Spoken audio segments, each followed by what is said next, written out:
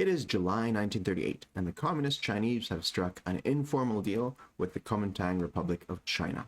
It is an informal truce. It is an informal deal, a handshake deal based on trust, one which the CCP would not influence the southern warlords, and in exchange they would have a bit of a truce on their shared borders, allowing the Communist Chinese to move up its forces to the coastline and defend against a massing Japanese empire potential naval invasion along the entire coastline of the Chinese. The Japanese have quite the strength of forces here, with the ability of landing 10 divisions at least of units, plus whatever the destroyers can carry for Marines. So that would be something to the tune of 13 divisions of infantry, plus airborne, plus any airborne attacks by aircraft. Quite the threatening force that could come against all the Chinese forces here. In light of that, the Chinese they were influenced into, they're pushed towards making this deal with the Comintern so that they could have mutual survivability. The Japanese, for their part, continue to mass their forces on any shared border, and just by sheer brute strength might begin to start crashing into the Chinese territories. There's the incident, the Marco Polo Bridge incident, which means that the war thunderclouds are on the horizon, and China has something to be worried about. In exchange for this deal, the Comintern will receive an anti-aircraft gun. The neutral warlord of Guangdong will receive an anti-aircraft gun, and it will, there'll be some payback later on down the track as the USA eventually mobilizes its forces and is able to lend lease units to the CCP. But for right now, that's the situation as it develops in China. In other news, again, as we spoke, the Japanese forces are massing their nation in the Japanese Sea. Their fleet resides, the air forces in Korea, and their land forces in Rihe. This means that the Soviets can now breathe a slight sigh of relief as all of Manchuria seems to be moving southwards towards the border of China. It was a bit of a bluffing game anyways, with no nation really intending to go to war against each other. Both nations had time on their hands to devote some resources in this direction and the real capacity to do something about it. And so the Soviets had sent aircraft to come threaten on this border, but now can just as easily swing them back to home territory. That's the situation as it develops in the Chinese coast. The subcontinent of India sees Calcutta growing in strength and numbers as massive amount of troops grow there. They are being fed by Anzac troops as well as troops from South Africa coming in as well to have a proper defense of Calcutta from any potential attack by the Japanese. In Sydney, we see a slight growth of forces there as well, but apart from that, it's been fairly quiet.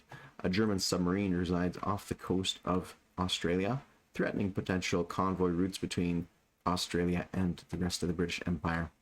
Things are interesting in the Pacific, but for the most part, the USA is quiet, as no movement on the Philippines or no growth of troops there just yet, and the Hawaiian Islands remain quiet. A mass of forces in San Francisco, but that's essentially it. All quiet in the Pacific front in regards to the USA.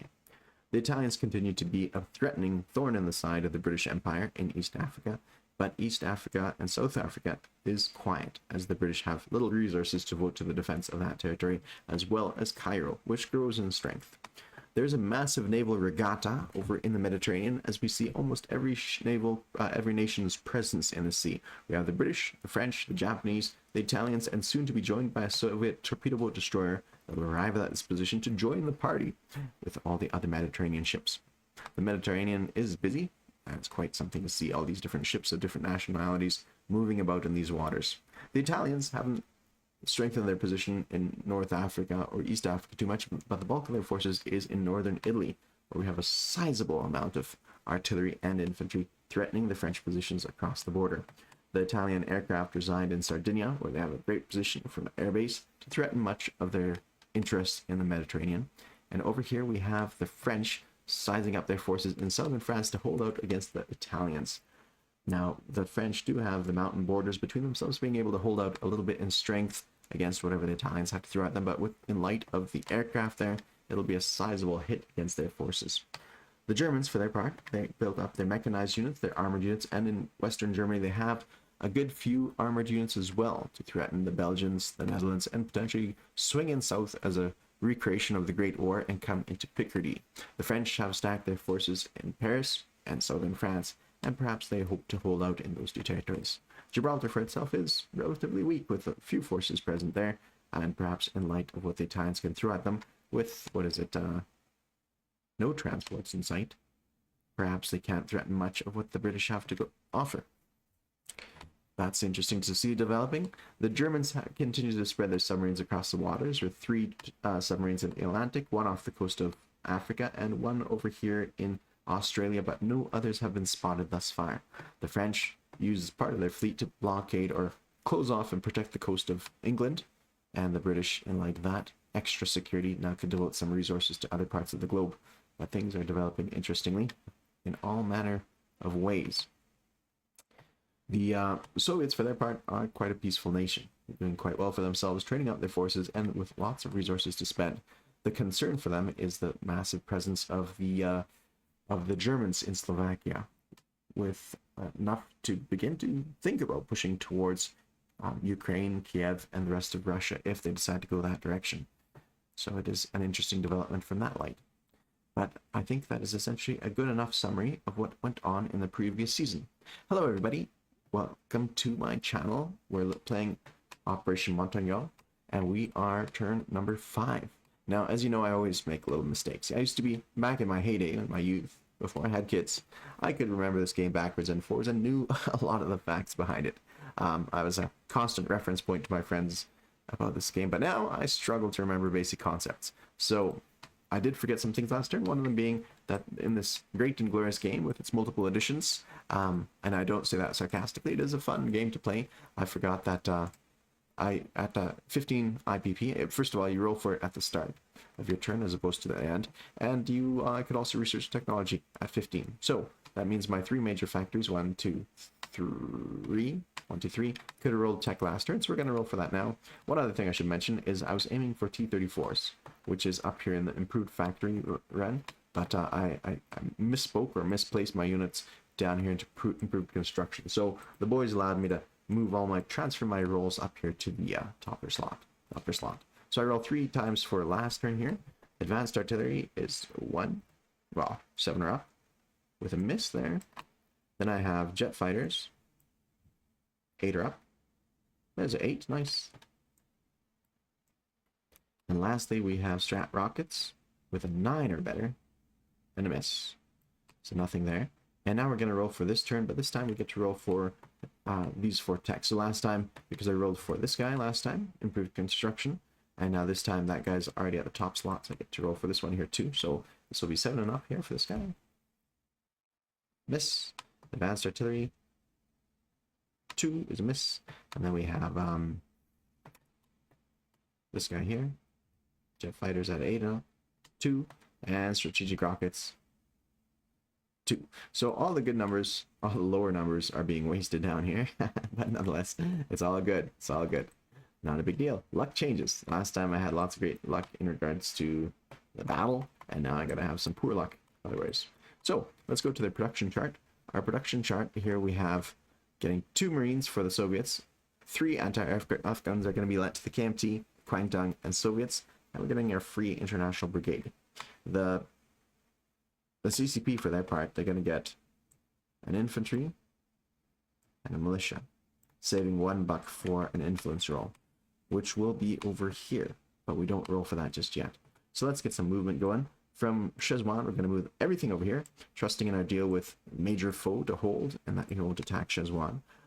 It's a handshake deal, so perhaps that will, they might falter, but, these things should be upheld if possible, and if not, it's not a too big deal anyways. And that's it for the CCP. Let's go to place unit phase. We're going to roll for their influence roll first, so we need a 2 or less. We're going to influence this one, Sing Kang, so 2 or less. All right, I'm nervous about this one. You know what? Where's my dice tower? Do I still have a dice tower up here? I do. Let's do dice tower. I know people are going to say, oh, why? You could just hit R. I think I dropped it behind. If you just hit R. Okay, I think I need to lock this down. You just hit R and it'll do it fine. There's a 3. But sometimes, it's worthwhile doing it this way. Some of the crucial balance, right? This is Mongolia roll, 6. And now we do our recruitment roll, which I believe is a 5 or less. A 1, success. We're going to go for 2 militia, and we're going to put them here in Hopei. Okay, now we're going to put their units on the board.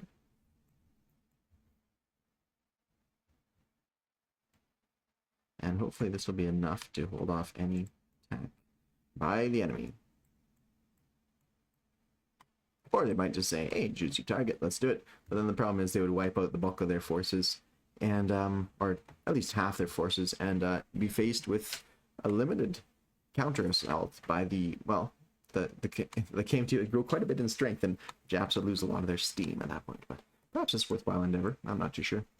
All right, turning our attention to the Soviets and what they're up to. We're going to move our unit here, a Soviet torpedo boat destroyer, into the Mediterranean. This Republican coastal sub is going to come to here. And then we have these Republican subs. Now, I was looking in the rules to see if I could find where it says that I have to keep them off the coastline of Spanish territory. It doesn't say that. So 1, 2, 3, 4. I go into the Black Sea in hopes of holding out my strength there. And these guys all come across to Galicia and Leon. That'll be our bastion of strength here for a bit. There. And then we're going to roll for recruitment for these guys. So that'll be a 6 or less. 5. Alright, with 5, we're going to go for militia. We're going to put 1 there. 1 there. You know what? One of these infantry is meant to come here.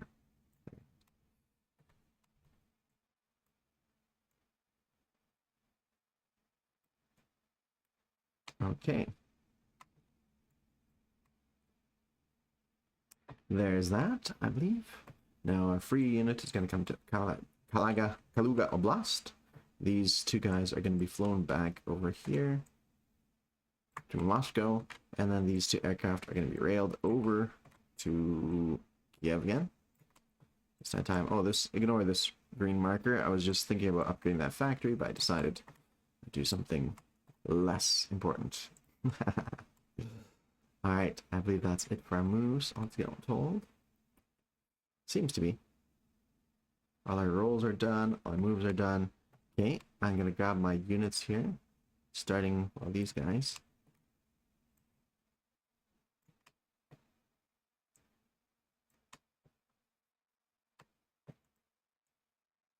Okay, let's put these guys right here. And our free division is going to come here. Then we have these guys, our anti-aircraft gun. Now, some of it's fairly straightforward. This is also an exchange for a CCP anti-aircraft gun later on from the Americans. So we'll see how that pans out for us. One for the KMT and the second one for the Americans for Comintern. So let's see how that goes. And lastly, we have one. So it's going to come into, as I understand it, this is possible. And if not, then the whole strategy hinges on this idea. Receive an anti-aircraft gun in Nanking, swoosh it across, and it arrives in Hopei. So, with the permission of the KMT. So hopefully that works for everybody. Everybody's content and happy by that. And that's it. Let's see, we rolled for these guys, all in all. We put the units on the board. Did we? Yes, we did. And everything's done there. We rolled Mongolia, influence roll, CCP roll here.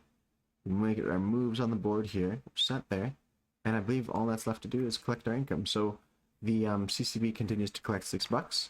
And we had, what was it, $20? We had $3 left over last turn, after all was said and done. And so now we add those $3 to our current total of 16, brings us to $19 for next turn. And that is that for our fellas here. And we'll see how that goes. Thank you all for watching. I'm going to save this and send it over to the next fella who's up, which is Shadow, playing as a Japanese and ready to launch his threatening invasion on the rest of the coast. I'm very curious to see if it's going to be a coastline towards the KMT forces, Kwangtung, or up north here towards Hopei. Very curious to see how that pans out for everybody. And always exploring new strategies. Sometimes they might not be the optimal strategies. Yeah, it's fun nonetheless. Thanks all for watching. Cheers.